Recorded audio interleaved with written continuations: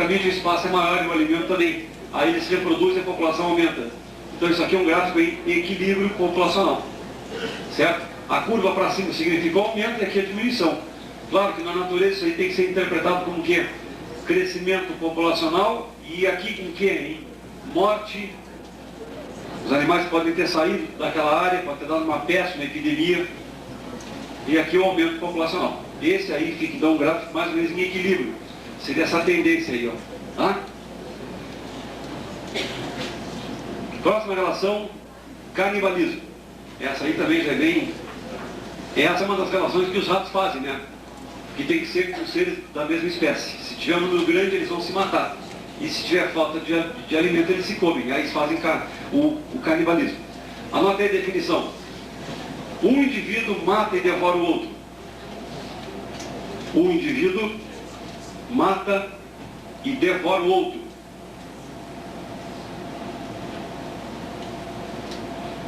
Um indivíduo mata e devora o outro. Só isso? Está faltando uma palavrinha. Da mesma espécie. Sublinha, da mesma espécie.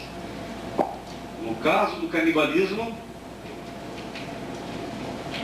os canibais são seres que vão se matar para comer. Sempre o animal mata o outro com o objetivo de alimentação.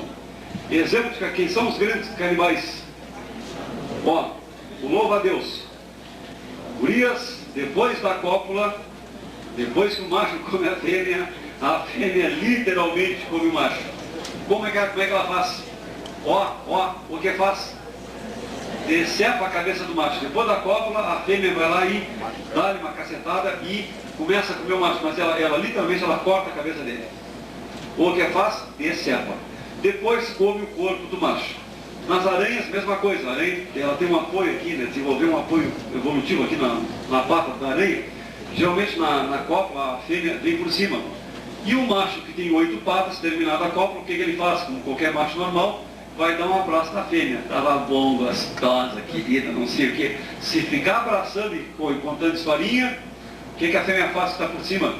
Crava as quelíceras no macho e mata o macho. Então o que o macho tem que fazer? Com esse apoio, terminou a cópula, se ela ficar esperando ali um abracinho, joga ela por cima, ela cai da árvore, sai rolando, e aí ele tem que se mandar. Não tem esse negócio de ficar com ela de novo. Terminou a cópula, joga pra cima e te manda, porque ela vai te matar. Aí depois que vai embora, né? É chamado de sem vergonha, cafajeste, não procurou mais, né? Pois é, mas se ficar morre, né? Se não ficar é cafajeste. Então vejam as consequências que tem. Louva-a-Deus, cobras, cachorro, às vezes acontece isso, alguns mamíferos, insetos, escorpião, pode acontecer também, hein? Geralmente, por isso não dá para confiar em mulher. Sempre a fêmea que causa esse tipo de problema. Na espécie humana, o canibalismo é cultural. Matar o companheiro e comer o seu fígado ou o seu coração, na África, implica em atitude cultural. O cara tem força. Vocês devem ter visto um filme aí terrível que está nas locadoras, Face da Morte. E tem um deles, um cinegrafista francês escondido na África, filmou o cara de uma tribo lá matar o outro. Então ele pega lá uma machadinha, uma faquinha, uma coisa, um estilete, não sei o que ele tem, crava no peito do cara e rasga assim, ó. Aí ele mete a mão e arranca o coração do cara vivo ainda. E ele bota o coração para cima assim, dá um grito e sai comendo. E o fotógrafo, o Nelson cinegrafista, filmou aqui e saiu junto.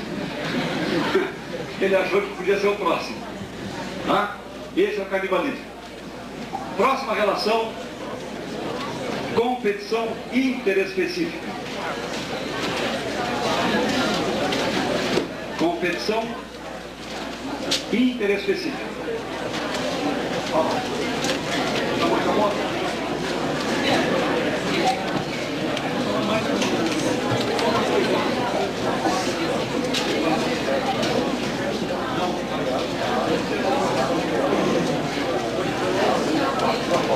Gurizada, é a mesma relação, é a mesma definição da relação anterior. Pode anotar aí. A competição é essa aqui, ó, que vocês anotaram, é a mesma definição. Sempre vai existir competição quando tiver falta de alimento e espaço. É a mesma definição anterior. Só que o exemplo muda. Vou dar um exemplo depois.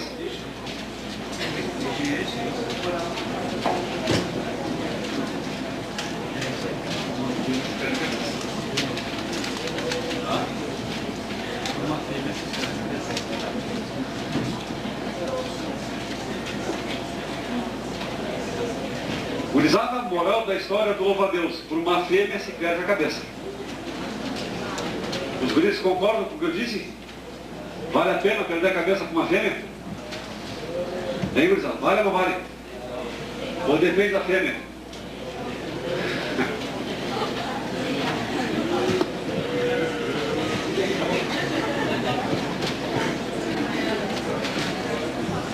Deu?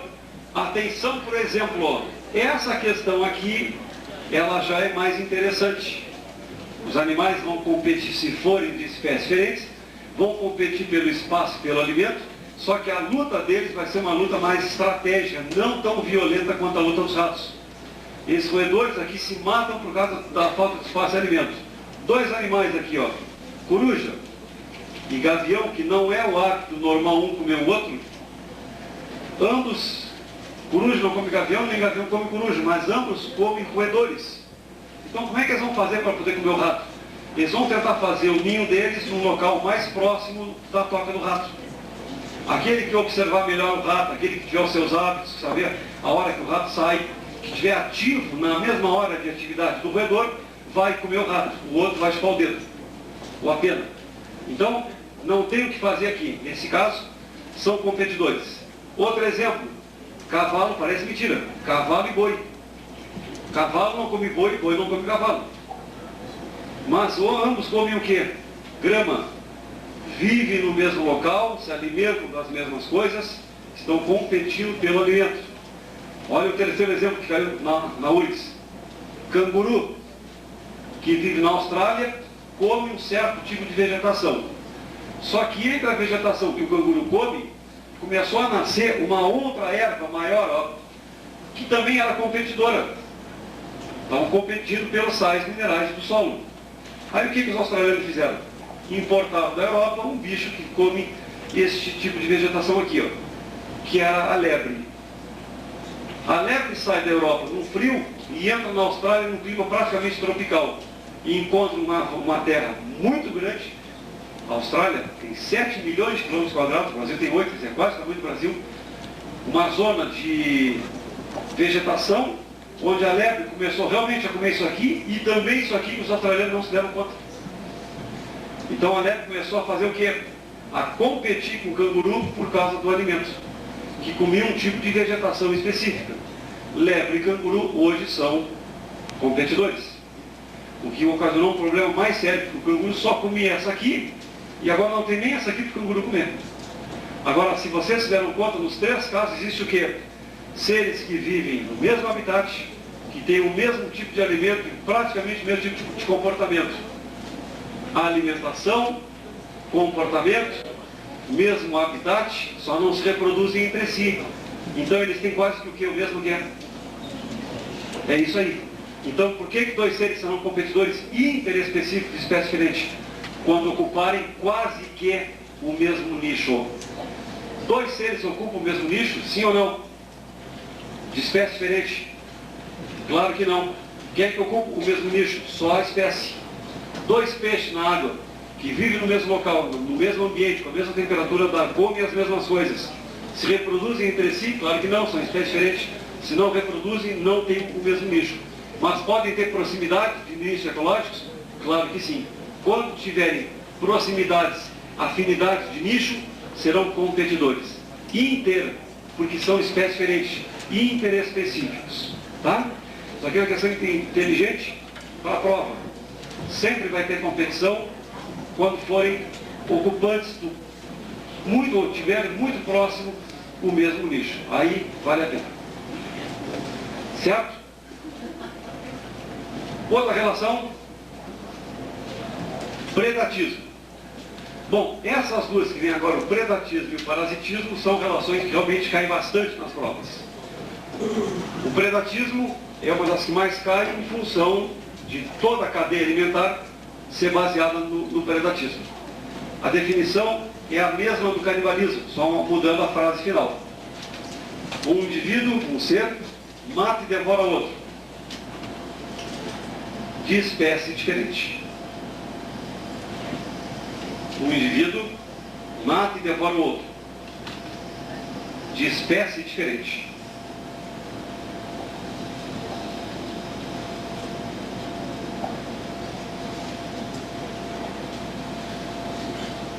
sublinha aí para separar de espécies diferentes.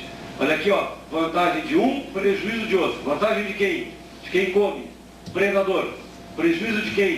De quem morreu, da presa. Predatismo implica em alimentação, exclusivamente alimentação. Exemplo, leão que come a zebra. A coruja que come o rato.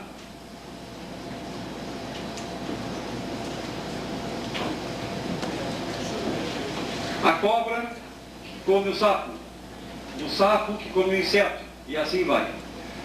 Quando a relação for de predatismo no reino vegetal, o boi que come a grama, ou alguém, C1 comendo o produtor, alguém que está comendo o vegetal, qual é o nome que se dá para esse caso? Se aplica aqui na palavra herbivorismo. Certo? Aí nós vamos ter um caso de herbívoros. Herbivorismo. Não é uma questão assim que já caiu em prova, mas já tem nos livros. Então é bom ficar de olho por causa desse troço aí. Outra questão estranha que caiu foi na prova da PUC o ano passado, que ele deu o desenho de um cacto, quem fez a prova deve estar lembrado, e aqui então ele mostrava que nesse cacto tinha espinhos. E qual é a função do espinho no cacto? Proteger a planta contra o que? O ataque de animais que consigam se alimentar do seu caule por causa da reserva de água, do parênquima aquífero. Mas então o que ele está fazendo? Protegendo contra o quê? Aí minha resposta, se não me engano, era o predatismo. Fica ruim de ouvir que um animal está predando uma planta, mas também está certo. No caso do predatismo, nesse caso aqui, o mais comum de ouvir é animal comendo animal. Mas animal comendo planta, quando um animal aqui, um outro animal vai comer o caule do cactus, ele está predando, tá certo? Que não foge desse caso, ele está sendo um consumidor primário se alimentando da planta do produtor. Então alguns livros chamam de essa relação de herbivorismo. E a PUC relacionou com predatismo. Tá? É proteger contra o ataque de um predador. Certo? Essa relação cai bastante em função de ser uma relação onde todas as cadeias alimentares e teias estão montadas. Certo? Um comendo o outro de espécie diferente.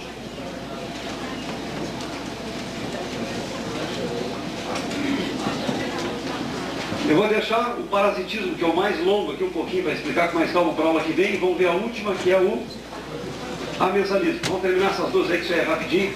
E o parasitismo eu quero dar na aula que vem com calma.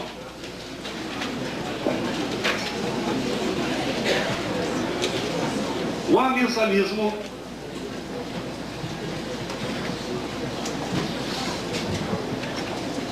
tem uma relação de inibição no ser.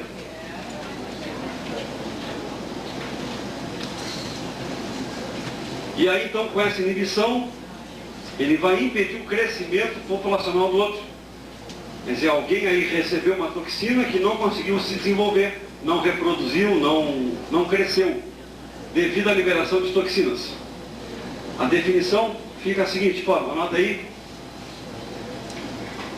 Um ser produz toxinas. Um ser produz toxinas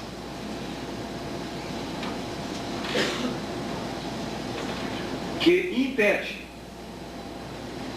Um ser produz toxinas que impede o crescimento ou reprodução de outro.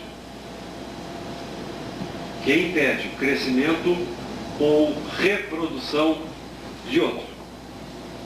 Vários casos. Exemplo, toxinas na água liberada por algas. Maré vermelha. Maré vermelha. Quando vocês comem uma carne de porco mal passado, você pode comer uma pipoquinha chamada cisticerco, que pode desenvolver na carne uma bolotinha assim, ó, pode ter mais de uma. Só que se vocês comerem mais de duas, né, vai desenvolver lá no duodeno uma larva, que vai crescer e vai dar origem às tênias, no caso a tênia sólida. O espaço no intestino é pequeno. O alimento se torna escasso também. A primeira que nasce libera uma toxina que as outras suas irmãs não se desenvolvem. Por isso o nome da verminose é chamada também de solitária. Só fica uma. Então nesse caso, na teníase, é um caso de amensalismo. O caso mais comum de amensalismo ocorre com remédio produzido por fungos. Quando a gente faz uma cultura bacteriana numa placa de Petri, a gente pinga um determinado tipo de remédio feito por fungos, que se chama penicilina no nome geral, é um tipo de antibiótico. Aí a gente pinga aqui o antibiótico, ó. Pinga umas gotinhas aqui do antibiótico A, do B e do C. Se o remédio for eficiente, as bactérias não vão se desenvolver aqui em volta. Então elas vão ter um halo assim, vão ter um espaço, ó, maior ou menor. Qual é o antibiótico mais eficiente aqui? O A, B ou C? O B, que matou esse tipo de população de bactéria, elas não conseguem chegar próximo ao remédio. Então isso aí impediu o seu crescimento. O C nem faz efeito. E o A não é um antibiótico muito eficaz. Então o antibiótico é um caso típico de um amensalismo. O fungo não é prejudicado, não está nem aí. Mas a bactéria não cresce.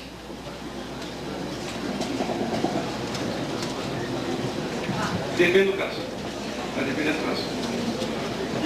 Outro tipo, cactos. Como é que são os cactos? Vivem no deserto, um longe do outro. Por que longe, hein?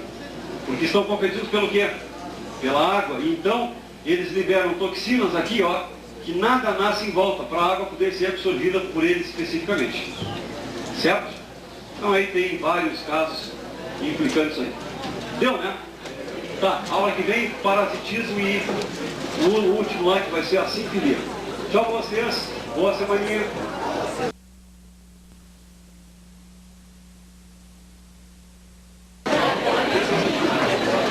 Alô? Bom dia. Eu tenho um assim para salvar a parte.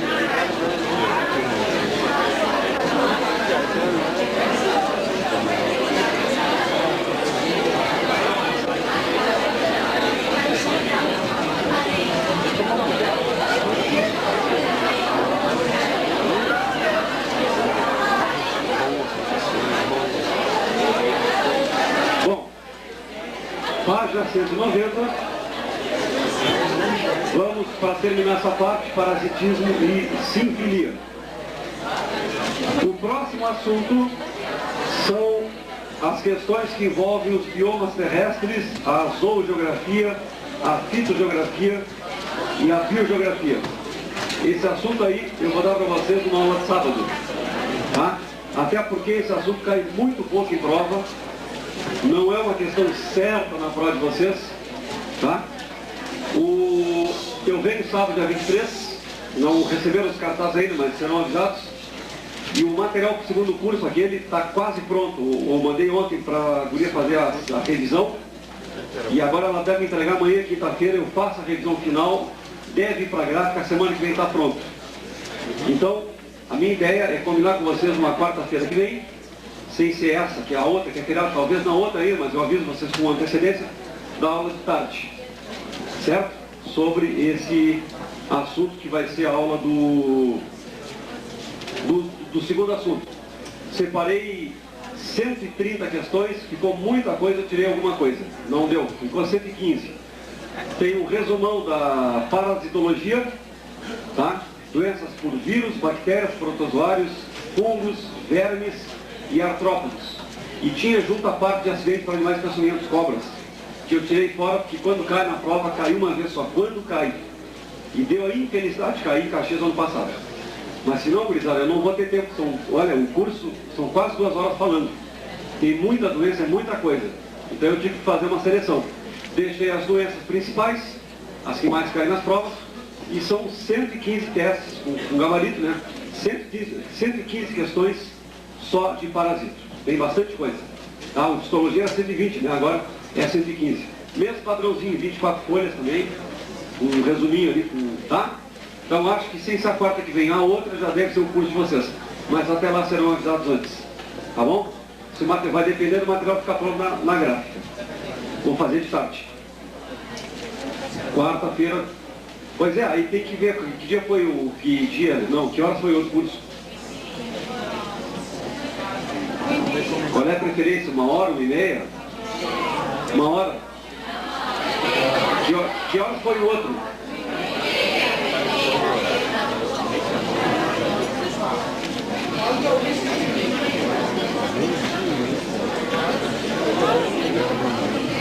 As questões não estão por ordem, tá? As questões não estão assim, a doença por vírus, está tudo misturado. Está misturado de propósito. Ah, no final tem um glossário, que eu fiz para vocês um glossário, o que é agente etiológico, o que é transmissor, o que é hospedeiro, porque as 15 primeiras questões são questões que envolvem esses conceitos. Ou fazer isso também, que ela deu a ideia de fazer em 2 partes o curso, para não ficar tão pesado. Aí daria para acrescentar, mas aí não tem como botar as questões de ofício. Posso trazer slide para vocês verem como é que as pessoas ficaram por cobra. Mas não tem como botar as questões mais. Ou traga e deixa o senhor numa folha à parte aí, se quiser. Pode ser também. Bom, vamos ver isso então, vamos combinar até. Se quiserem em 2 partes, eu posso fazer em 2 partes, não tem problema. Certo?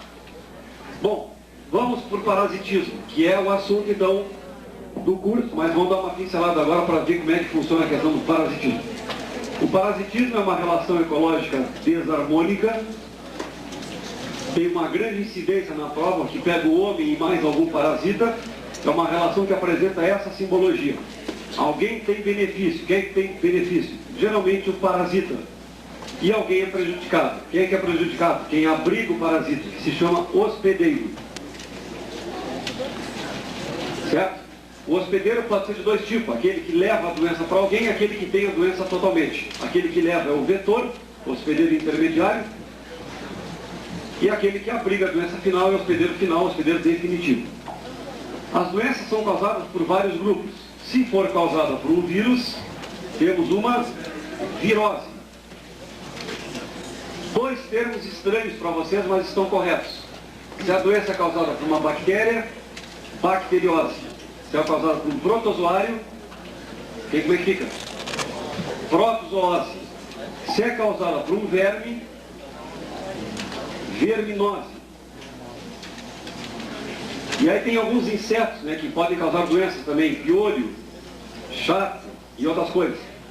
Pulga, né, no caso do bicho de pé é uma pulga. Então nós vamos ter aí no caso, né, ácaros, carrapatos, né. Então tem vários nomes para esse caso aí. Pediculose é um deles, por exemplo. Se for causada por um fungo, por favor, não é fungose, é micose. E aí vai, conforme o grupo, tá? Conforme for o grupo. A relação de parasitismo, que você tem que ter cuidado também na prova, é a dica do parasita. O que faz o parasita no interior do corpo? Aí que está o problema. Ele vai sugar os nutrientes que ele não consegue ter. Então ele tem que ter uma adaptação à vida parasitária. Geralmente quem tem essas adaptações são os vermes. Por exemplo, estômago e duodeno. Então, quem vive aqui no estômago tem que ter uma resistência contra o quê? Contra o pH. Qual é o pH do estômago? Ácido, 2. O HCl é extremamente forte. No duodeno o pH muda de figura. Em torno de quanto? 8, 9, é mais alcalino. Então essa mudança de meio favorece a vida do parasita. Não se esqueça que tudo aquilo que passa pela boca, rapidamente passa pela boca. A gente não fica mastigando muito tempo aquilo ali. E só quem sofre pressão na boca é o amido. O resto, da proteína e a gordura, ali aqui, ó, cai para cá. E daqui, por movimento peristáltico, já vem para o duodeno. Quando chega aqui, o animal que caiu aqui, ó, se ele ficar um pouquinho a mais, ele tem que ter uma adaptação para resistir ao pH 2. Então o ovo que os animais têm, os cistos, ovo, cisto, e a própria larva, no caso da ascaridíase, o cara ingere um ovo de ascaris, ele cai aqui, passa para o duodeno, o ovo tem que ter uma resistência contra o pH 2, senão ele é digerido, passou para cá, cai na corrente sanguínea, migra, vai para o pulmão, vai para o coração, vem para a garganta, do pulmão ela vem para cá, o cara engole a larva, ele tem uma coceirinha assim, ó, ele tosse, ela se mistura com a saliva e o cara engole a larva, de novo vive inteira, sem saber que está engolindo. Ela desce para cá, cai aqui no estômago de novo, aí a cutícula do animal tem que ter uma resistência de novo quanto o pH 2. E aí o que acontece? Daqui ela passa pro duodeno outra vez. E ao chegar no duodeno outra vez, aí sim, aí o pH mudou, ela não precisa ser tão adaptada. Basta não ser digerida aqui. Passou por esse meio de defesa aqui, ó, passou pelo pior inferno que tem no corpo, é o pH 2. Se não foi digerido aqui, aí vem para cá. Outra adaptação que ele tem que ter, aí o bicho está aqui, ó, está preso aqui, digamos, o verme. Como é que o que acontece no duodeno? É lá no duodeno que tem o que? As micro. Então é aqui que apresenta o maior poder de absorção. Então ele tem que ter o que? Ele tem que ter uma capacidade para se prender aqui com ventosa, com disco adesivo, com gancho, com dente, com alguma coisa para se fixar, para receber o que? O que a gente digeriu. Então numa proteína, transformamos em quê? Em aminoácido. Ele pega o aminoácido direto. Por que ele não tem enzima para quebrar a proteína? Porque senão ele não seria um parasita, ele seria um animal normal que estaria no meio externo. Qual é a outra adaptação que ele tem que ter? Ausência de quê? De tubo digestivo. Então é isso que você tem que cuidar numa questão de parasitismo. Se ele vive nesse local onde é feita a absorção, ele não tem como digerir o alimento. Então ele já tem que pegar a molécula pequenininha, porque ele não tem enzima para quebrar isso. Quando a gente come um amido, o que é quebrado? O que dá a quebra do amido? A glicose. Ele não tem como digerir a glicose, então ele se localiza aqui embaixo para poder já pegar a glicose digerida. E essa glicose e esse aminoácido serão os componentes dos seus açúcares e das suas proteínas.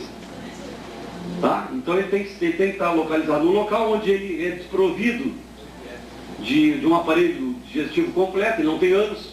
Ele não tem ânus. É tubo incompleto, é boca e só. Tá, e o resíduo? O resíduo é excreção, é célula-flama. Mas do contrário, ele se gruda aqui e vai só. Essa é a vantagem de ser parasita. Tá? Se não fosse parasita, não teria por que ficar aqui, vai ser no outro local. Vírus, bactérias e protozoários vivem já onde, por exemplo? Por definição, vírus vive aonde? Aqui, ó, dentro da célula. Então ele tem que aproveitar o DNA, o RNA, o metabolismo celular. Protozoários e bactérias podem viver na célula ou entre as células. Cólera, o vibreu fica aqui, ó, nas microvilosidades. Então ele quebra esse equilíbrio normal, impedindo a absorção.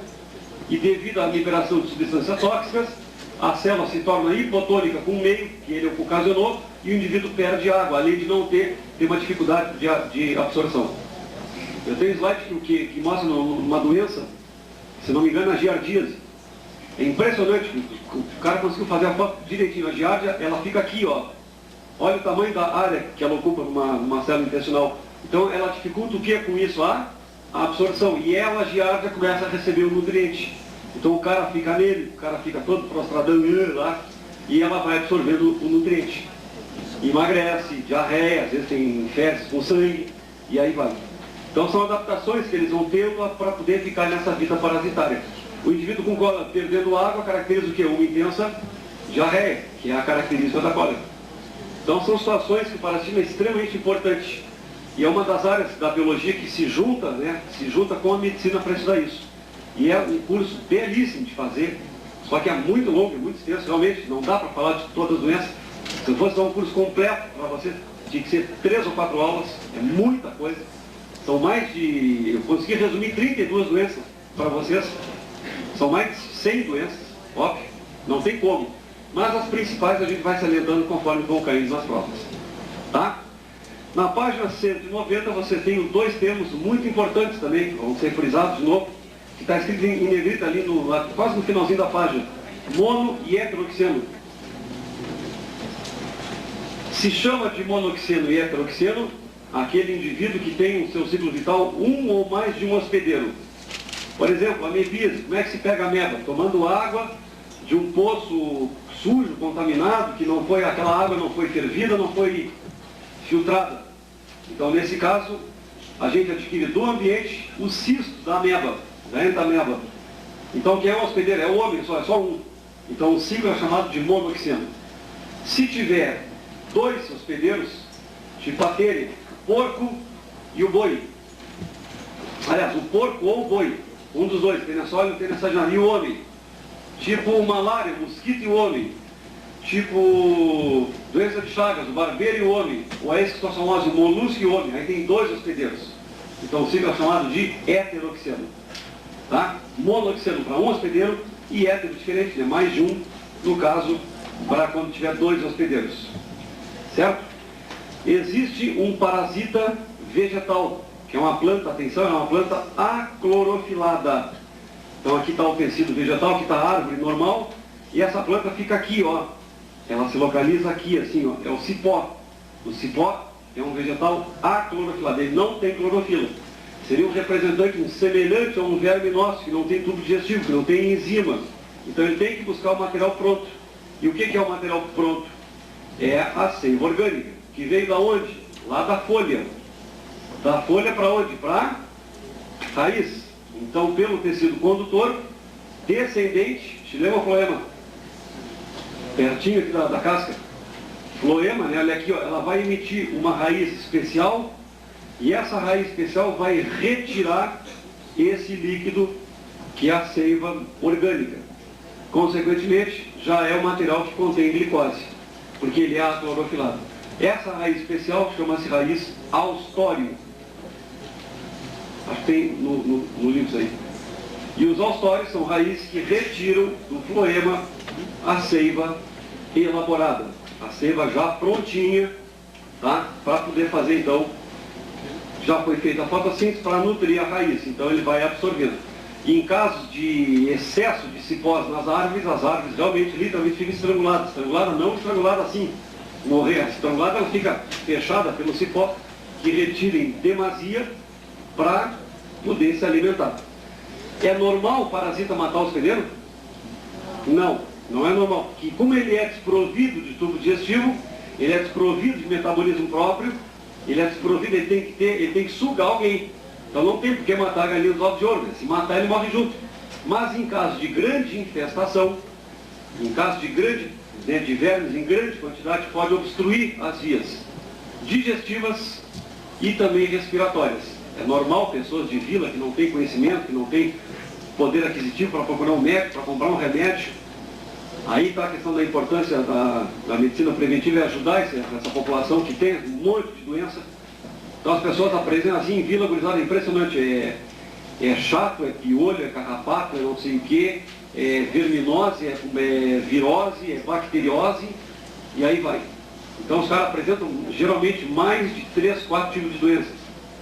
E, nesse caso, às vezes em grande infestação de verme, a pessoa obstrui aqui, ó, e o cara vomita. Quando vomita, sai verme pelo nariz e pela boca. Em grande... É, sério.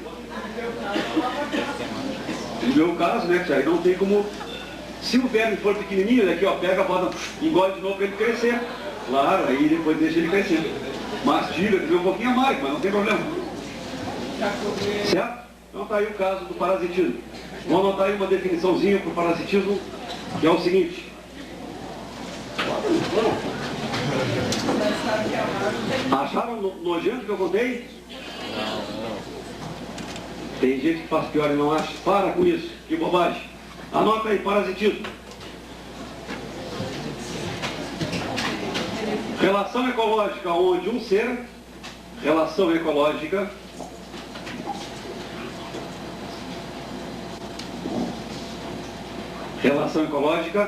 onde um ser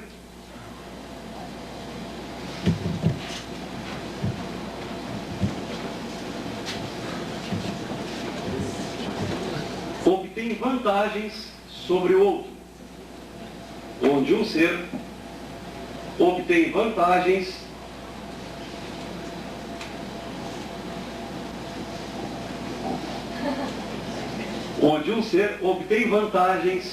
sobre o outro. Ponto. Geralmente o parasita não mata o hospedeiro. Geralmente o parasita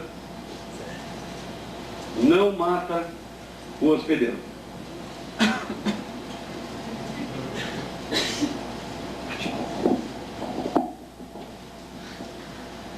Tá? Então está aí o caso do parasitismo. Certo? Bom, depois você tem ali, ó, o termo no início da página 91, macroparasita, e anterior, né, o microparasita. Se faz referência ao tamanho. O que é um microparasita? Aquele que a gente não enxerga. Vírus, bactérias, protozoários e fungos unicelulares a gente não vê olho nu. O contrário, gurizada, verme, alguns são pequenininhos, né? Mas verme geralmente é macroparasita. Verme, piolho, carrapato, sanguessuga, pulga, tá? São animais. Verme. Geralmente esses animais são chamados de, olha aqui o nome dele, ó, hematófagos. O que é hematófago? Se alimentam de quê? Sangue. Então geralmente eles buscam um componente sanguíneo, certo? Que contém o pH ideal. Ah, outra coisa, o parasita é específico de cada animal, tá? Então, por isso que as doenças são específicas. Não adianta, por exemplo, o HIV ataca somente o linfócito. Por que o HIV não ataca uma célula óssea? Porque as proteínas do HIV são compatíveis com as proteínas do linfócito T4. Por que o vírus da gripe, o rinovírus, ataca somente as vias respiratórias? Porque a proteína do rinovírus só é compatível com as células do aparelho respiratório. Em bioquímica se faz a representação assim, ó. O vírus apresenta na membrana uma proteína, digamos assim, ó. E a célula de defesa apresenta uma proteína assim, ó. Quando ocorre essa compatibilidade, aí que ocorre a doença. Não adianta um vírus ser assim e uma célula de defesa ser assim. Não é compatível. E os parasitas são compatíveis com seus animais. Não adianta, por exemplo, pulga. Cachorro tem pulga. Vai mexer no cachorro pulguento, vocês vão ficar com pulga. Mas ele vai morder vocês um pouquinho e vai sair fora. Ele não vai ficar hospedado no corpo de vocês. Piolho fica. Pulga não fica. Então, cada animal é específico por um bicho. Tá? A tênia sólio é só do porco, a tênia saginata é só do boi. Ninguém vai comer uma carne de boi, vão passar e pegar a tênia sólio. Não existe. O ascar é específico para o homem também. Não adianta pegar de um outro animal. Existe doença que é transmitida pelo cocô do cachorro. Mas são outras coisas. Então, cada um tem a sua doença específica. Tá? E assim vai. Tá legal? Daí, gurizada, que tem que ter cuidado com as chamadas doenças emergentes, aqueles vírus, antavírus, ebola, vírus Marburgo. Esses vírus são emergentes, quem são os transmissores? São os animais silvestres. Na hora que o homem desmata o ambiente, tem contato com o animal silvestre, ele pega esse vírus. Que antes era restrito a quem? Uma população endêmica fechada, numa floresta. Na hora que a gente invade essa floresta, a gente pega a doença. E aí o sintoma no homem é muito mais grave do que se imagina. Porque não tem cura, não sabe como é que é o ciclo do bicho, não sabe quais são os sintomas, só como o cara tem, não sabe como curar. Então esse é o problema com os vírus, com as doenças, com as febres emergentes, febres hemorrágicas. Geralmente causam hemorragia, o cara morre em questão de algumas horas. O ebola faz no cara o que a AIDS leva 10 anos, mata o cara em 15 dias.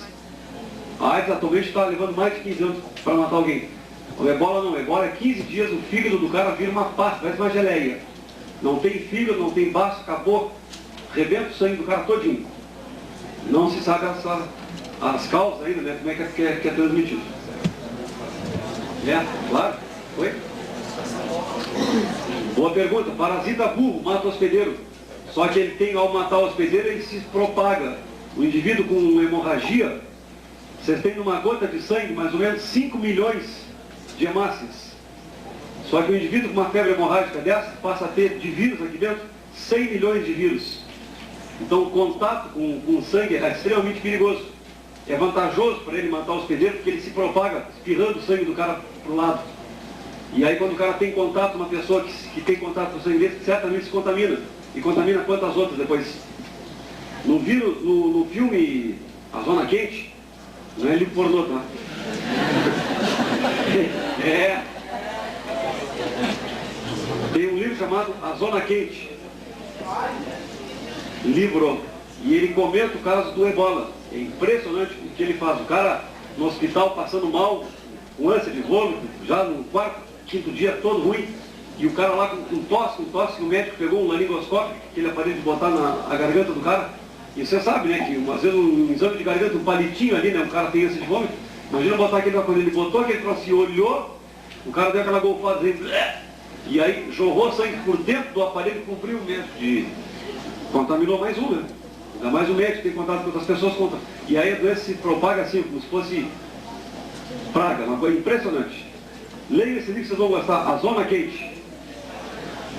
Ô, cameraman, tu que gosta de livro aí, ó. Anota aí o livro para te olhar depois. Isso, A Zona Quente, Richard Preston. Vamos para a última relação, que é a chamada sinfilia.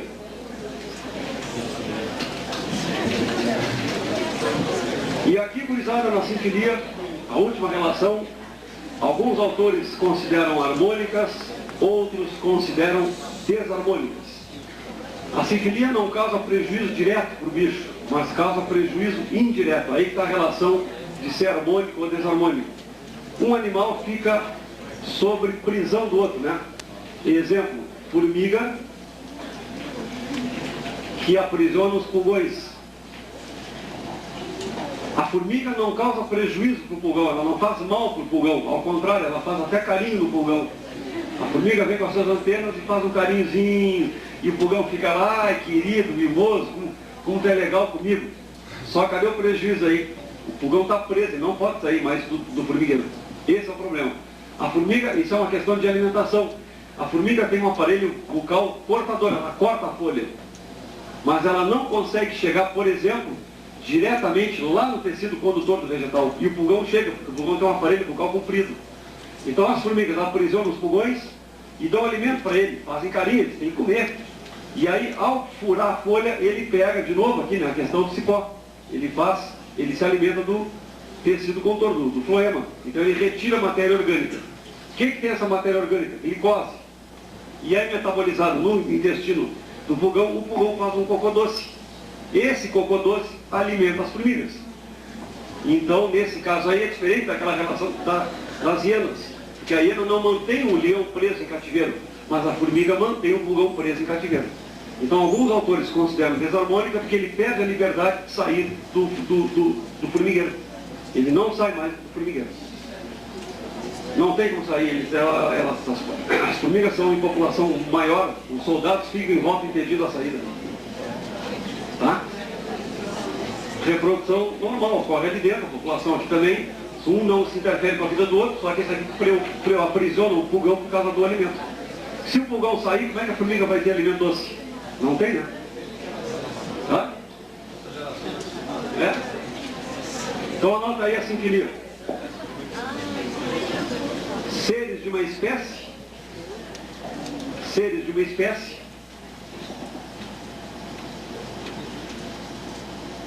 mantém em cativeiro os de outra. Seres de uma espécie mantém em cativeiro os de outra. Seres de uma espécie mantém em cativeiro os de outra, que é o caso da formiga e do pulgão. Tá? Não tem prejuízo direto para o pulgão, mas ele está impedido de sair. Então, alguns autores, é até bom que vocês olhassem em livro também para considerar. Eu botei aí desarmônico, que esse texto que eu tirei foi tirado de um autor, não me lembro se é do José Luiz Soares, que também considerou desarmônico, que perdeu a sua liberdade. Tá bom? Fica de tema esses testes, a semana que vem a gente corrige. O próximo assunto na página 195 eu vou dar na aula de sábado, tá? Esse assunto aí e a fitogeografia do Brasil, e eu quero comentar com vocês a página 201.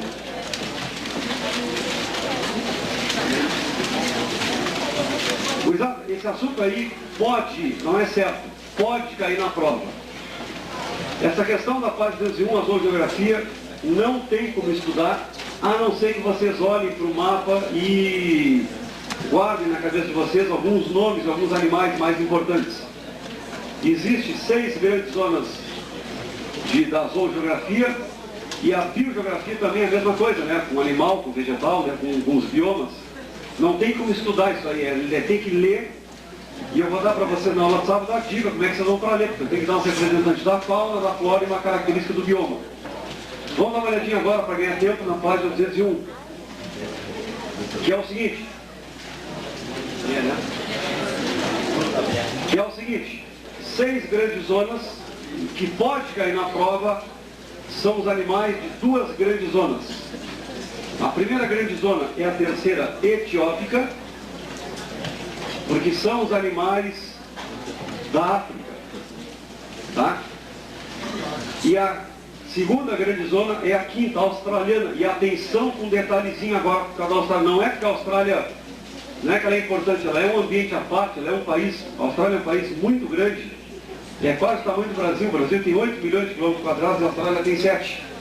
Então, gurizada, a questão da Austrália que me chama a atenção é que os bichos que tem lá são tão exóticos, tão diferentes, e está tendo a coincidência de ter as Olimpíadas lá, eles podem puxar uma questão de atualidade, porque essa época agora é a hora que a prova está sendo feita. Então eles podem aproveitar uma questão de atualidade.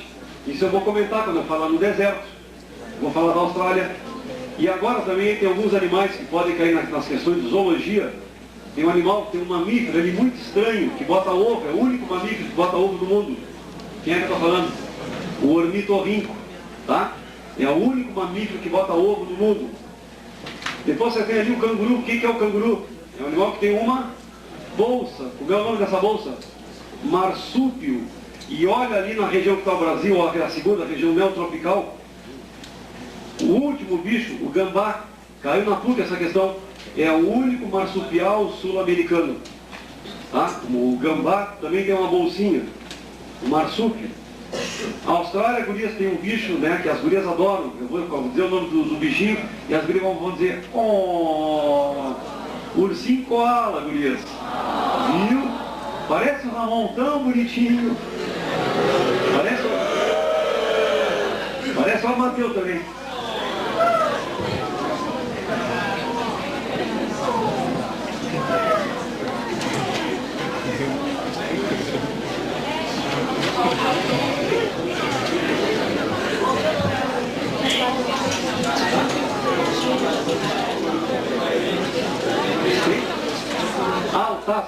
O gurizado do Taz ali que ela fala, que é o diabo da Tasmânia, é uma representação do Taz, fica na ilha da Tasmânia, que é embaixo da Austrália. Você tem ali no mapa de vocês, ó, à direita, as duas grandes ilhas, né? A Nova Zelândia, Ilha Norte e Ilha Sul. E embaixo da Austrália, bem do lado da seta, que dá o nome Austrália, uma daquelas duas, se não me engano, a primeira ali, ó, é a ilha da Tasmânia, onde tem o diabo da Tasmânia, que é um bicho bem primitivo, horroroso, é um mamífero. Ele é todo estranho, tá? Aquela ali é a ilha da Tasmânia, onde tem o diabo da Tasmânia. Certo? Bom, a primeira zona, para encerrar, a primeira zona neártica pega todo praticamente Alasca, Canadá, Estados Unidos, parte do México. Aquela ilha imaginária que corta o Caribe ali no meio, ó, separando para baixo a região neotropical. A região etiópica, a terceira, é separada pelo deserto Saara para baixo é Etiópia. Atenção para a região oriental, é aquela cordilheira do Himalaia para baixo, pegando a Índia e os países do Sudeste Asiático, Laos, Camboja, Vietnã, Tailândia, Companhia Limitada.